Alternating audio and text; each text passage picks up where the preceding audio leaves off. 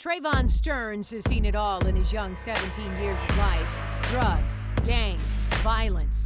His neighborhood has a well-known reputation, and it's not one to brag about. He learned about it doing a research paper for school.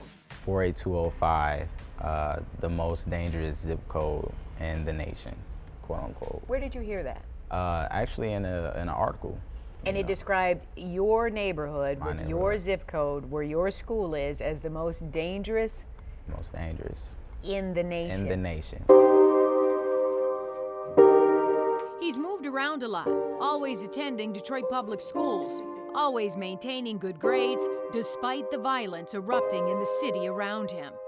Just recently, Detroit Police Chief James Craig put out a call for action to stop the senseless bloodshed in the city after several innocent children were gunned down in a hail of bullets meant for someone else.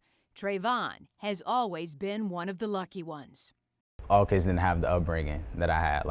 Like they weren't blessed to have two parents in the home, necessarily. So a lot of kids were able to hang out, when the streetlights came on, and after the streetlights came on when it was still dark. I was not one of those kids. You had to go home. I had to go home. I had to come in the house. His parents have always run their own business, selling scented oils and perfumes.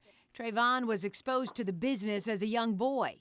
His dad, who is his role model, sent him to school with little bottles of oil and told him to sell them to his teachers for $1 a piece. The seed of entrepreneurship was planted early.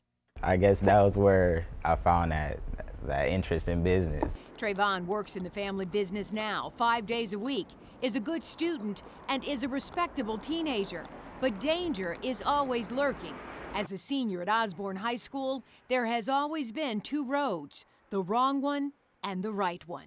If you had to tell me the biggest challenge you faced in your 17 years, what would that be? Being brought up in a community where it's very easily to be persuaded to do the wrong thing, because trouble is very easy to get into, but extremely hard to get out of.